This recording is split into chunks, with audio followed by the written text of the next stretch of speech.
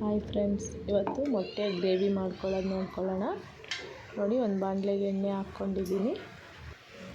ಇದಕ್ಕೇ ಹಸಿಮೆಣಸಿನ್ಕಾಯಿ ಮತ್ತು ಈರುಳ್ಳಿ ಹಾಕ್ಕೊತಾ ಇದ್ದೀನಿ.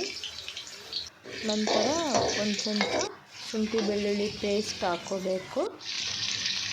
ಇದಕ್ಕೇ ನೋಡಿ ಗರಂ ಮಸಾಲ, ಧನಿಯಾ ಪೌಡರ್, ಒಂಚೂರು ಎಗ್ ಮಸಾಲ ಹಾಕ್ಕೊಂಡು ಮಿಕ್ಸ್ ಮಾಡ್ಕೋಬೇಕು. ಚಿಲ್ಲಿ ಪೌಡರ್, ಉಪ್ಪು ರುಚಿಗೆ ತಕ್ಕಷ್ಟು, ಒಂದು ಚಿಟಿಕೆ ಅರಿಶಿನ ಹಾಕ್ಕೊಂಡು ಮಿಕ್ಸ್ ಮಾಡ್ಕೊಳ್ಳೋಣ. ಇದಕ್ಕೇ ಒಂದು ಸ್ವಲ್ಪ ನೀರು ಹಾಕ್ಕೊಳ್ಳೋಣ. ತುಂಬ ನೀರು ಹಾಕ್ಕೋಬಾರ್ದು, ಸ್ವಲ್ಪ ಕಟ್ ಮಾಡಿರೋ ಎಗ್ಗುಗಳನ್ನು ಹಾಕ್ಕೊಳ್ಳೋಣ.